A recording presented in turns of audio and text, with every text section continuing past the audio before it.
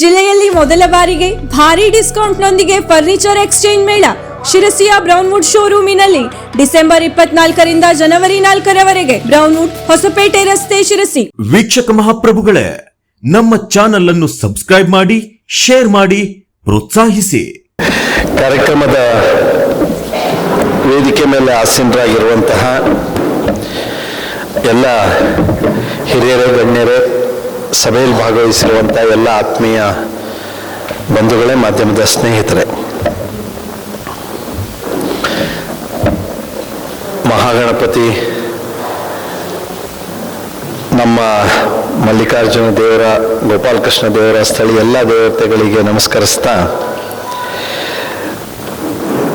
ನಾನು ಪ್ರವೀಣ್ ಹೆಗ್ಡೆಯವರು ಈ ಒಂದು ಪ್ರಯತ್ನವನ್ನು ಮಾಡಿದ್ದಕ್ಕೆ ಅವರಿಗೆ ಹೃದಯಪೂರ್ವಕವಾಗಿ ನನ್ನ ಅಭಿನಂದನೆಗಳನ್ನು ಸಲ್ಲಿಸ್ತೇನೆ.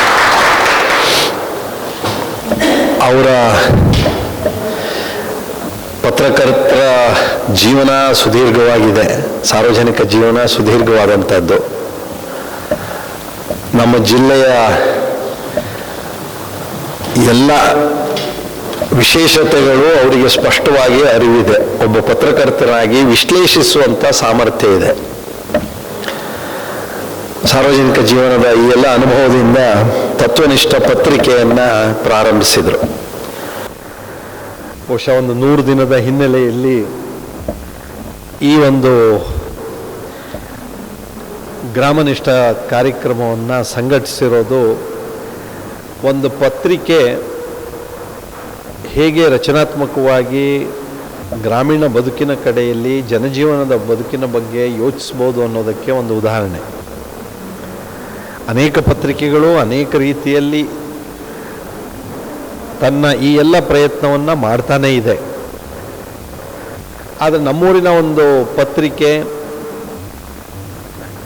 ಈ ಒಂದು ಗ್ರಾಮನಿಷ್ಠೆಯೇ ದೇಶನಿಷ್ಠೆ ಅನ್ನೋದನ್ನು ಬಲಪಡಿಸ್ತಾ ವಿಚಾರಕ್ಕೆ ಇನ್ನಷ್ಟು ಹೆಚ್ಚು ಮಹತ್ವ ಬರುವ ರೀತಿಯಲ್ಲಿ ಈ ಗ್ರಾಮನಿಷ್ಠ ಕಾರ್ಯಕ್ರಮವನ್ನು ಸಂಘಟಿಸಿದ್ದಾರೆ.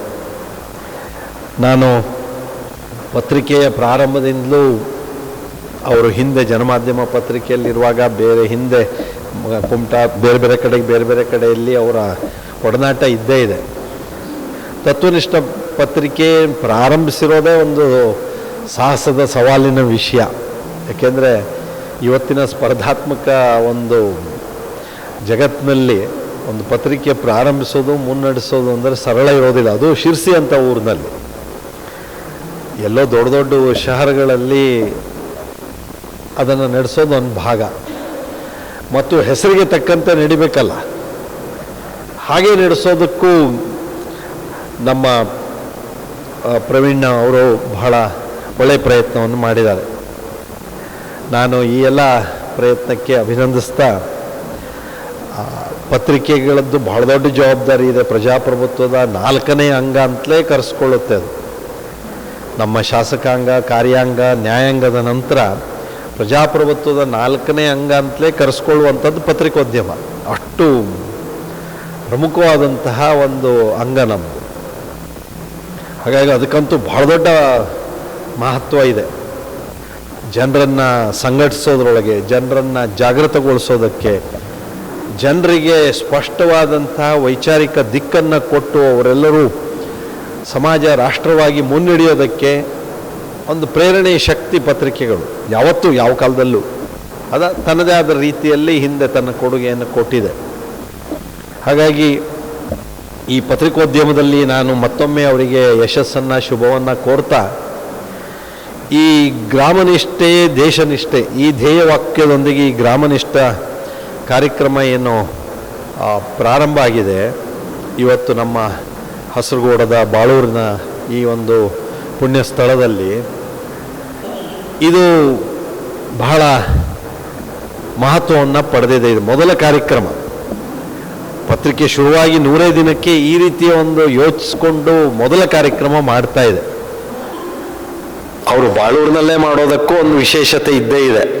ಅವರ ಹುಟ್ಟೂರು ಹಾಗಾಗಿ ಊರಿನಿಂದಲೇ ಪ್ರಾರಂಭಿಸೋಣ ಅಂತ. ಯಾಕಂದ್ರೆ ಬೇರೆ ಎಲ್ಲರೂ ಮಾಡ್ಲಿಕ್ಕೆ ಹೋದಾಗ ಅವ್ರಿಗೆ ಕೇಳ್ತಾರೆ, ಗ್ಯಾರಂಟಿ ನಿಮ್ಮೂರಿನಲ್ಲಿ ಮಾಡಿದ್ರ ಅಲ್ಲಿ ಪರಿಸ್ಥಿತಿ ಎಲ್ಲ ನಿಮ್ಗೆ ಗೊತ್ತದೆಯಾ ಹೇಳಿ. ಹಾಗಾಗಿ ನಮ್ಮೂರಿನಲ್ಲೇ ಶುರು ಮಾಡುವ ಹೇಳಿ ಅವ್ರು ಮಾಡಿ ನಾವೆಲ್ಲ ಇಲ್ಲಿ ಬರೋದಕ್ಕೆ ಒಂದು ಅವಕಾಶ ಮಾಡಿಕೊಟ್ಟಿದ್ದಾರೆ. ನಾನು ಅನೇಕ ವಿಷಯಗಳನ್ನ ಮಾತಾಡೋದಕ್ಕೆ ಪೂರಕವಾಗಿ ಈಗಾಗಲೇ ಪ್ರವೀಣ್ ಅವರು ಸಾಕಷ್ಟು ವಿಷಯಗಳನ್ನು ನಮ್ಮ ಎದುರುಗಡೆಗೆ ಇಟ್ಟಿದ್ದಾರೆ. ಗ್ರಾಮೀಣ ಬದುಕು ಅಂದರೆ ಇವತ್ತು ಹೇಗಿದೆ ಅನ್ನೋದನ್ನು ವಿಶ್ಲೇಷಣೆ ಮಾಡೋ ಅಗತ್ಯವೇ ಇಲ್ಲ. ಯಾಕಂದರೆ ನಮ್ಮೆಲ್ಲರ ಜೀವನಾನುಭವ ಆಗಿದೆ. ಒಳ್ಳೆಯದು, ಎಷ್ಟು ಒಳ್ಳೆಯದಿದೆ. ನಮ್ಮ ಕೋಆಪರೇಟಿವ್ ಮೂಮೆಂಟು ಎಷ್ಟು ಚೆನ್ನಾಗಿದೆ. ನಮ್ಮ ಶಾಲೆಗಳು, ದೇವಸ್ಥಾನಗಳು, ನಮ್ಮ ಇಲ್ಲಿಯ ಕೃಷಿ ಬದುಕಿನ ಹಲವು ವೈಶಿಷ್ಟ್ಯತೆಗಳು, ಚೆನ್ನಾಗಿರೋ ಸಂಗತಿಗಳು ಸಾಕಷ್ಟಿದೆ. ಇಲ್ಲಿಯ ಶೈಕ್ಷಣಿಕ ವ್ಯವಸ್ಥೆ ಇರ್ಬೋದು, ಇತ್ಯಾದಿ ಇತ್ಯಾದಿಗಳು. ಬಹಳ ಒಳ್ಳೆಯ ಕೆಲಸ ನಡೀತಿರುವಂತಹ ಗ್ರಾಮೀಣ ಬದುಕಿನ ಸೌಂದರ್ಯವನ್ನು ನಾವು ನೋಡ್ಬೋದು. ಆದರೆ ನಮ್ಮ ಮನಸ್ಥಿತಿ ಏನಾಗಿದೆ ಅಂದರೆ, ನಮ್ಮ ಶಿಕ್ಷಣದ ಕಾರಣದಿಂದ, ಒಟ್ಟಾರೆ ಇವತ್ತಿನ ಪರಿಸ್ಥಿತಿಯ ಕಾರಣದಿಂದ ನಾವು ಹಣಗಳಿಕೆಯೇ ಜೀವನದ ಸರ್ವಸ್ವ ಅಂತ ಭಾವಿಸ್ಕೊಂಡು ನಮ್ಮ ಗ್ರಾಮೀಣ ಬದುಕನ್ನು ನಾವೇ ಬಡವು ಮಾಡ್ಕೊಳ್ತಿದ್ದೇವೆ.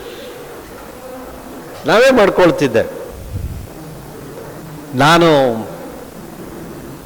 ಈ ಪಾರ್ಲಿಮೆಂಟ್ ನಿನ್ನೆ ಮುಗೀತು. ನಾನು ಪಾರ್ಲಿಮೆಂಟ್ ಅಧಿವೇಶನದಲ್ಲೇ ಇದ್ದೆ. ನಾನು ನಿನ್ನೆ ಮುಗಿಸ್ಕೊಂಡು ರಾತ್ರಿ ಬಂದೆ. ನಾನು ಭಾಳ ತಡವಾಗಿ ಮತ್ತು ವಿಮಾನ ಹೊರಡ್ತು, ಆ್ಯಸ್ ಯೂಶುವಲ್ಲು ಅದೆಲ್ಲ ಇದ್ದಿದ್ದೆ. ಇವತ್ತಿನ ದೆಹಲಿಯ ಪೊಲ್ಯೂಷನ್ ನೋಡಿಬಿಟ್ರೆ, ಅಲ್ಲಿ ಚಳಿ ಬೇರೆ ಬಿಡಿ, ನಮ್ಮೂರಲ್ಲೂ ಚಳಿ ಇದೆ ಅಂತ ಹೇಳ್ಬೋದು. ಪೊಲ್ಯೂಷನ್, ಅಲ್ಲಿಯ ವಾಯು ಮಾಲಿನ್ಯವನ್ನು ನೀವು ಊಹಿಸ್ಕೊಂಡ್ರೆ, ದೆಹಲಿ ಅಂತ ರಾಷ್ಟ್ರದ ರಾಜಧಾನಿ ಜನ ಹೇಗೆ ಜೀವಿಸ್ತಾ ಇದ್ದಾರೆ ಅಂತ ನಮಗೆ ಆತಂಕ ಆಗತ್ತೆ. ನಮ್ಮ ವಾಯು ಮಾಲಿನ್ಯದ ಅಳತೆಯನ್ನು ಮಾಡುವಂಥ ಯಂತ್ರಕ್ಕೆ ನನಗೆ ಗೊತ್ತಿರೋ ಮಾಹಿತಿ ಪ್ರಕಾರ ಅದು 500 ಪಾಯಿಂಟು ಲಿಮಿಟ್ ಇದೆ. ಅಂದರೆ 500 ತನಕ ತೋರಿಸುತ್ತೆ ಅಂತ. ಅದು ಗುಡ್ಡು, ಪೂವರು, ಅದು ಆಮೇಲೆ ಅದರದ್ದೇ ಆದ ಬೇರೆ ಬೇರೆ ಇದನ್ನೆಲ್ಲ ತೋರಿಸಿ, ಸಿವಿಯರ್ ತನಕ ತೋರಿಸಿ, ಅದು ಅಂದರೆ ಬಹಳ ಕೆಟ್ಟದ್ದು ಅನ್ನೋ ತನಕ ತೋರಿಸುತ್ತೆ. ಎಲ್ಲಿ ತನಕ? 500 ಪಾಯಿಂಟ್. ಆದರೆ ಅದು ಅಳತೆಗೋಲಿನ ಆ ಮಾಪದಂಡನದ ಮಿತಿಯೇ ಅಷ್ಟಿದೆ. ದೆಹಲಿಯಲ್ಲಿ ಅದನ್ನೂ ಮೀರಿದೆ. ನಿಮ್ಗೆ ಅರ್ಥ ಆಗ್ಬೋದು ದೆಹಲಿಯ ಅಂತಹ ಶಹರದ್ದು. ದೆಹಲಿ ಶಹರ ಮಾತ್ರ ಅಲ್ಲ, ದೇಶದ ಉದ್ದಗಲದ ಶಹರಗಳ ನೀವು ವಿಶ್ಲೇಷಣೆಯನ್ನು ನೋಡಿದರೆ ಆ ವಾಯು ಮಾಲಿನ್ಯದ ಭೀಕರತೆ ಏನು ಅನ್ನೋದು ನಮ್ಗೆ ಅರ್ಥ ಆಗುತ್ತೆ. ನಾವು ಶಿರ್ಸಿಗೆ ನಾನು ಬಂದರೆ ರಾತ್ರಿ 12 ಗಂಟೆಗೆ ಬಂದು ನೋಡಿದೆ, ಇಲ್ಲಿ ಎಷ್ಟಿದೆ ನೋಡ್ಬಿಡೋಣ ಅಂತ. ಇಲ್ಲ 60 ಇದೆ. 60 500 ಈ ಅಜಗಜಾಂತರದ ವ್ಯತ್ಯಾಸ ಶಹರಗಳಿಗೂ ನಮ್ಮ ಗ್ರಾಮೀಣದಲ್ಲೂ ಇದೆ. ಕುಡಿಯೋದಕ್ಕೆ ನೀರು, ನೀವು ಯಾವ ಊರಿಗೆ ಹೋಗಿ, ಯಾವ ಶಹರಕ್ಕೆ ಹೋಗಿ, ಎಲ್ಲಿಂದ ನೀರು ತರ್ತಾರೆ ಮತ್ತು ಅದನ್ನು ಹೇಗೆ ಶುದ್ಧೀಕರಿಸ್ತಾರೆ ಮತ್ತು ಅದು ಹೇಗೆ ವಿತರಣೆ ಆಗ್ತಾ ಇದೆ, ಇದನ್ನೆಲ್ಲ ನೋಡಿದರೆ ನಮ್ಮೂರಿನ ಬಾವಿ, ಕೆರೆ, ನಮ್ಮೂರಿನ ಹೊಳೆ ಎಷ್ಟು ಶುದ್ಧವಾಗಿದೆ ಅಂತ ಅನಿಸುತ್ತೆ, ನೈಸರ್ಗಿಕವಾಗಿದೆ ಅಂತ ಅನಿಸುತ್ತೆ. ಶಹರಗಳಲ್ಲಿ ಹೋಟೆಲಿನ ಆಹಾರಗಳು ಅಥವಾ ಅಲ್ಲಿ ಸಿಗುವಂತಹ ನಮ್ಮ ತರಕಾರಿಯಿಂದ ಪ್ರಾರಂಭಿಸಿ ಇನ್ನೆಲ್ಲ ವಸ್ತುಗಳು ಅದು ಹೇಗೆ ಬೆಳೀತಾರೆ ಅನ್ನೋದ್ರ ಹಿನ್ನೆಲೆ ನೋಡಬೇಕು. ನೀವು ಬೆಂಗಳೂರಿಗೆ ಹೋಗಿ ಕೊತ್ತಂಬರಿ ಸೊಪ್ಪು ತಗೊಂಡು ನೋಡಿದರೆ, ಕಡೆಗೆ ಆ ಕೊತ್ತಂಬರಿ ಸೊಪ್ಪು ಎಲ್ಲಿ ಬೆಳೆದಿದ್ದು ಅಂತ ಬೆಳೆಯೋ ಪ್ರದೇಶಕ್ಕೆ ಹೋಗಿ ನೋಡಿದರೆ ನಾವು ಅದೇ ಕೊತ್ತಂಬರಿ ಸೊಪ್ಪು ತಿಂತಾ ಇದ್ದೀವಲ್ಲ ಅಂತ ಅನ್ಸುತ್ತೆ. ನಿಮ್ಗೆ ನಾನು ಬಿಡಿಸಿ ಹೇಳೋದಿಲ್ಲ, ಯಾಕಂದರೆ ಆ ಶಹರದ ಜೀವನವನ್ನು ನಾನು ಅದನ್ನು ಅಲ್ಲಗಳೆಯೋದಿಲ್ಲ. ಅದರ ವಾಸ್ತವಿಕತೆ ಇದು. ಶುದ್ಧ ಗಾಳಿ ಇಲ್ಲ, ಶುದ್ಧ ನೀರಿಲ್ಲ, ಶುದ್ಧ ಆಹಾರ ಇಲ್ಲ. ಅಲ್ಲಿಯ ಸಾಮಾಜಿಕ ಜೀವನದಲ್ಲಿ, ಗ್ರಾಮೀಣ ಬದುಕಿನಲ್ಲಿ ನಾವು ಕಾಣಬಹುದಾದ ಈ ಸೌಂದರ್ಯದ ಯಾವ ವಿಶೇಷತೆಗಳನ್ನು ನಾವು ಕಾಣ್ತಾ ಇಲ್ಲ.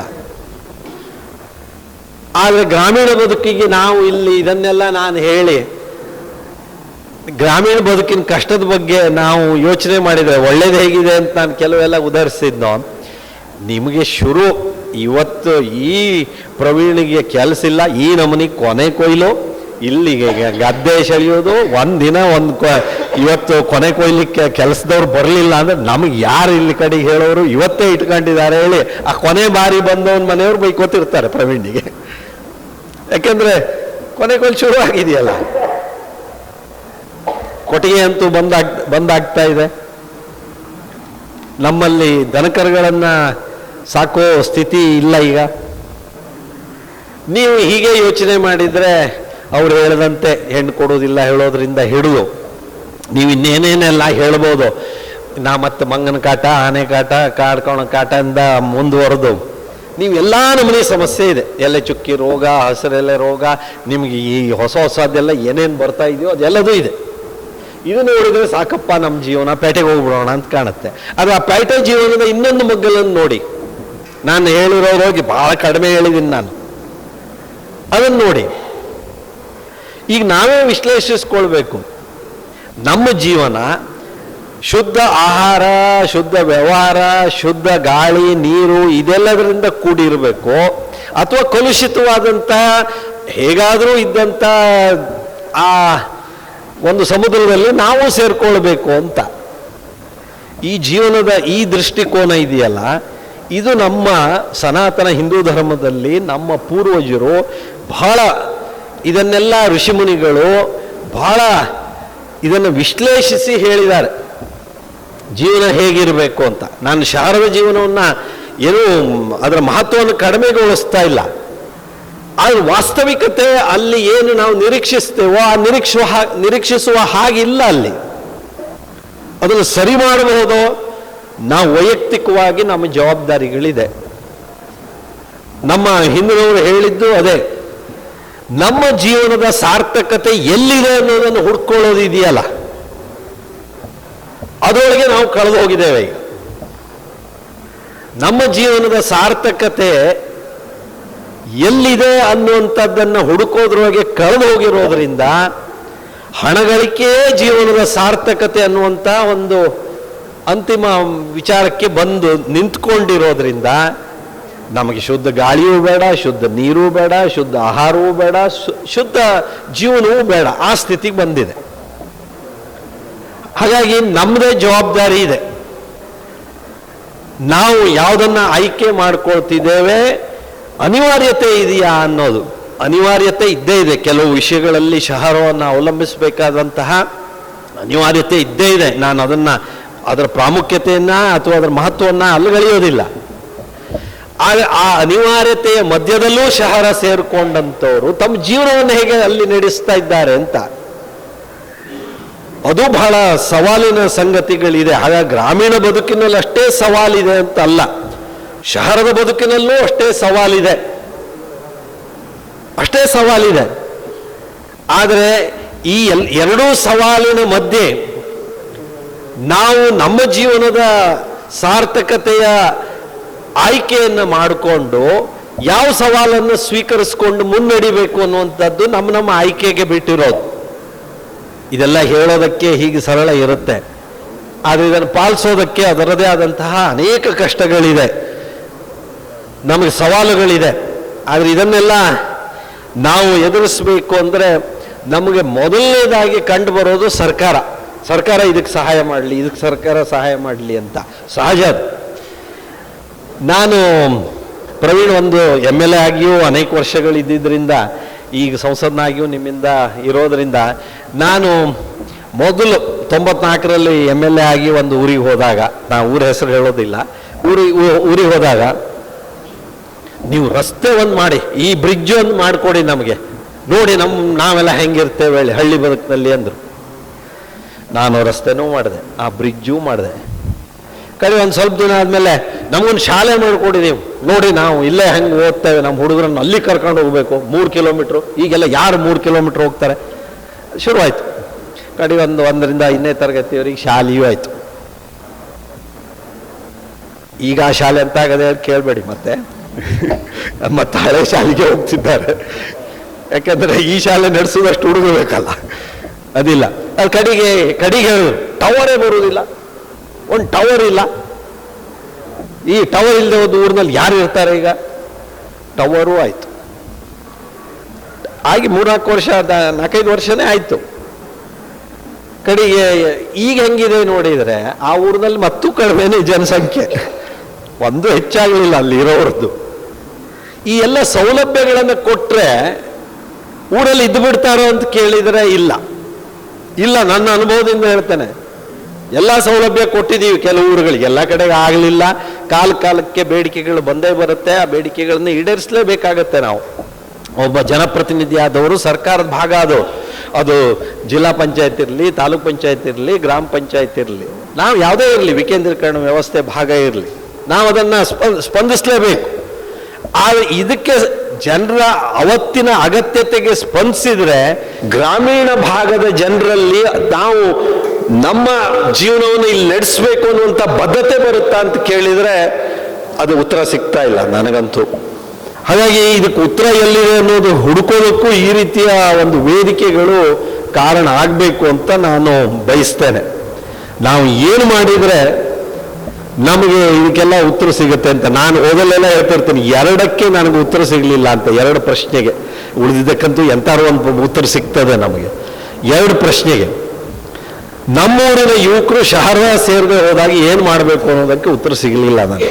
ಮತ್ತೆ ಇದು ಬರೀ ನಮ್ಮೂರಿನ ಸಮಸ್ಯೆ ಅಲ್ಲ. ನಾನು ಸ್ಪೀಕರ್ ಆಗಿ ನಾನು ಈಗ ಮೊನ್ನೆ ಭಾರತದ ಸಂಸತ್ತನ್ನು ಪ್ರತಿನಿಧಿಸಿ ಉಗಾಂಡ ಅಲ್ಲ, ನಾನು ಕಾಂಬೋಡಿಯಾದಲ್ಲಿ ಭಾಗವಹಿಸಿದಂಥ ಸಂದರ್ಭದಲ್ಲಿಯೂ ಸಹ ಜಗತ್ತಿನಲ್ಲಿ ಚರ್ಚೆ ಆಗ್ತಾ ಇರೋ ವಿಷಯ ಇದು ಒಂದು. ಶಹರದ ಮೇಲೆ ಒತ್ತಡ ಆಗ್ತಾ ಇರೋದನ್ನ, ಹಳ್ಳಿಗಳ ವಲಸೆಗಳನ್ನು ತಡೆಯೋದು ಹೇಗೆ ಅಂತ ಜಗತ್ತಿನಾದ್ಯಂತ ಚರ್ಚೆ ಆಗ್ತಾ ಇರೋ ವಿಷಯ. 2ನೇದು ಗ್ಲೋಬಲ್ ವಾರ್ಮಿಂಗ್, ಜಗತ್ತಿನಾದ್ಯಂತ ಚರ್ಚೆ ಆಗ್ತಾ ಇರೋ ವಿಷಯ. ಇದು 2 ಕಾಮನ್ನು. ಯಾವ ದೇಶದಲ್ಲಿ ಯಾರನ್ನು ಮಾತಾಡಿಸಿದ್ರು ಇದು 2 ವಿಷಯ ಹೇಳ್ತಾರೆ. ನಾನು ಆ ಜಗತ್ತಿನ ಆ ದೇಶಗಳನ್ನು ನೋಡಿ ಹೇಳ್ತಿದ್ದೇನೆ.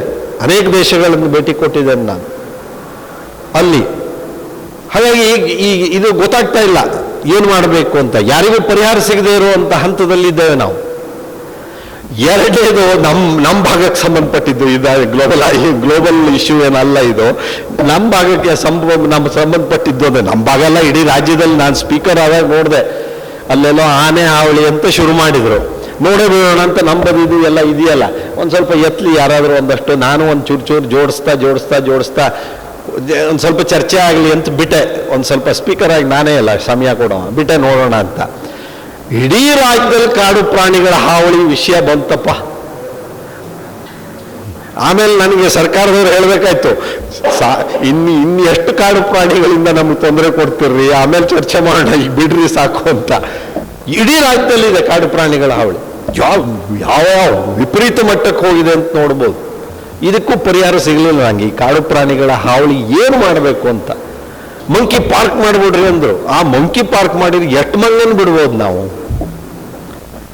ಅದಕ್ಕೂ ಮಂಗಕ್ಕೂ ಒಂದು ಜಾಗ ಬೇಕು ತಾನೇ, ಇಷ್ಟಿಷ್ಟು ಅಂತ.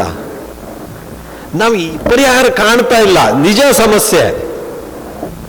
ಹೀಗೆ ಕೆಲವು ಸಮಸ್ಯೆಗಳಿಗೆ ಪರಿಹಾರ ಕಂಡುಕೊಳ್ಳೋದಕ್ಕೂ ಇಂತಹ ವೇದಿಕೆಗಳು ಕಾರಣ ಆಗಬೇಕು.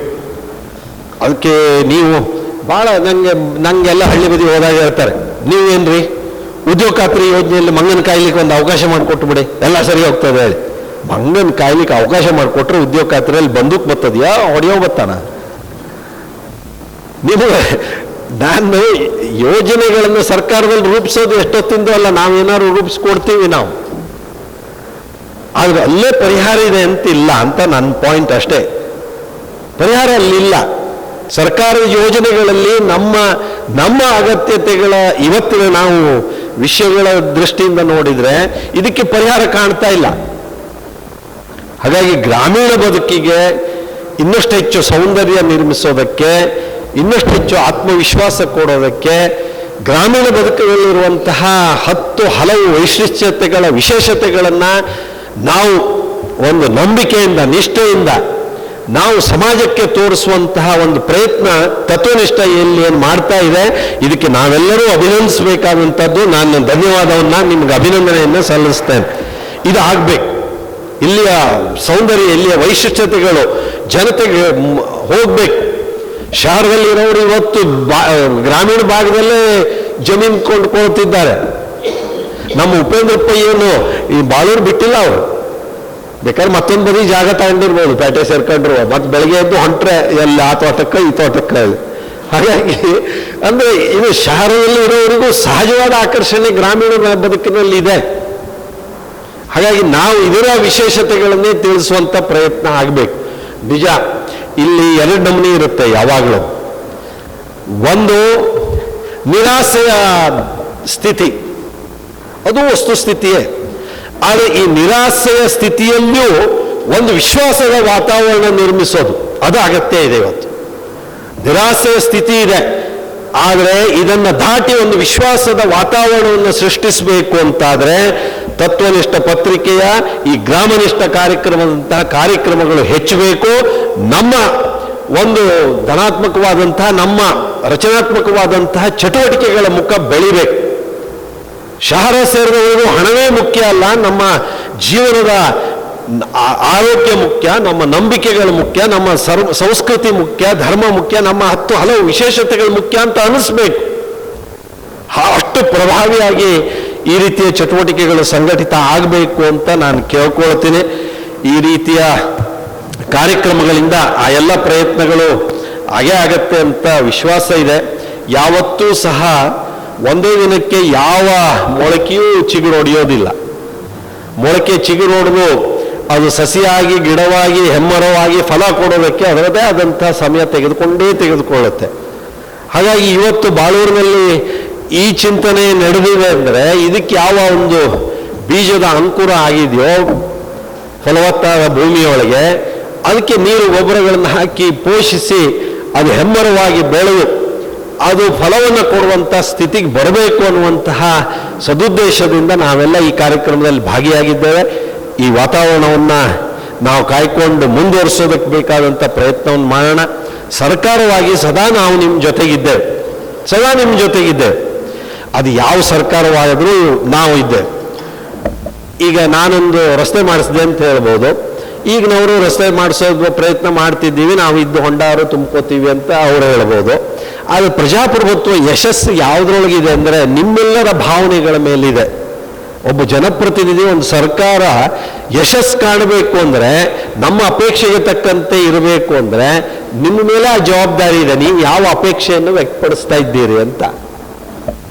ನಾನು ಮೊನ್ನೆ ಬೇಡ್ತಿ ನಮ್ಮ ಅಘನಾಶಿನಿ ಶರಾವತಿ ಬಗ್ಗೆ ಬೆಂಗಳೂರಲ್ಲಿ ಒಂದು ಸಭೆ ನಡೆದಾಗ, ಪೂಜ್ಯ ಸ್ವಾಮೀಜಿಯವರ ಅಧ್ಯಕ್ಷತೆಯಲ್ಲಿ ವಿಜ್ಞಾನಿಗಳ ಸಭೆ ನಡೆದಾಗ ಒಂದು ಮಾತು ಹೇಳಿದೆ.